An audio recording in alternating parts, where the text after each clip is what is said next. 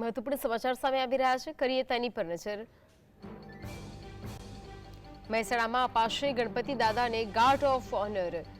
તો આજે બપ્પાના વધામણા થશે। મહેસાણામાં ગણપતિ દાદાને ગાર્ડ ઓફ ઓનર સરકાર દ્વારા અપાય છે અને ગણપતિ દાદાને ગાર્ડ ઓફ ઓનરની અનોખી જે પરંપરા રહેલી છે, આજે 100 વર્ષથી તે યથાવત જોવા મળી રહી છે।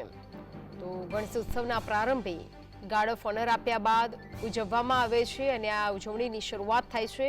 ત્યારે 10 દિવસના જુદા જુદા કાર્યક્રમો ગણપતિ મંદિર મહેસાણા ખાતે યોજાય છે। તો આ શરૂઆત સરકાર દ્વારા ગાર્ડ ઓફ ઓનર આપી થશે અને મહેસાણામાં દાદાને ગાર્ડ ઓફ ઓનર આપવામાં આવશે।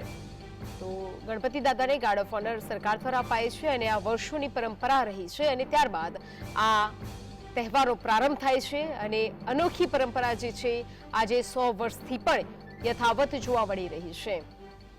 તો ગાર્ડ ઓફ ઓનર આપ્યા બાદ આજથી ઉજવણીની શરૂઆત થશે। 10 દિવસ જુદા જુદા કાર્યક્રમો યોજાશે। ગણપતિ મંદિર મહેસાણા ખાતે આ આયોજન કરવામાં આવ્યું છે। તો મહેસાણામાં ગણપતિ દાદાને ગાર્ડ ઓફ ઓનર સરકાર દ્વારા આપવામાં આવશે। 100 વર્ષથી આ પરંપરા યથાવત જોવા મળી રહી છે અને ત્યારબાદ આજથી પ્રારંભ થતા ગણેશ ચતુર્થીના તહેવારે 10 દિવસ સુધી ઉજવવામાં આવશે અને તેમાં અલગ અલગ કાર્યક્રમો યોજવામાં આવશે। ભક્તોની ભીડ પણ જોવા મળી રહી છે। મહેસાણાના દ્રશ્યો કે જ્યાં વર્ષોથી આ પરંપરા ચાલી આવી રહી છે અને આ વખતે પણ આ પરંપરા અકબંધ જોવા મળશે।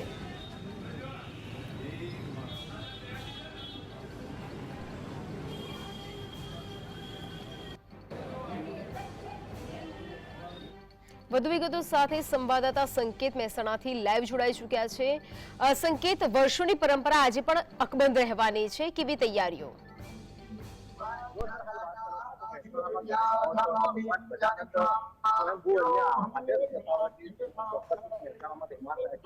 મહેસાણામાં 100 વર્ષ કરતા પણ મંદિર આવેલું છે, હાલ ભારે રંગે ચંગે ઉજવણી કરવામાં આવતી હોવાથી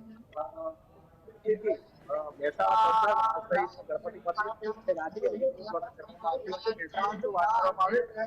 ફુવારા સર્કલ પાસે વર્ષોની જે પ્રણાલી છે તેમાં ગાર્ડ ઓફ ઓનર આપવામાં આવ્યું છે। તે ગાર્ડ ઓફ ઓનર આવનારા સમયમાં જે પણ કાર્યક્રમો થતું હોય છે તે 10 દિવસ સુધી ચાલતા હોય છે। જી સંકેત જોડાઈ સમગ્ર માહિતી આપવા બદલ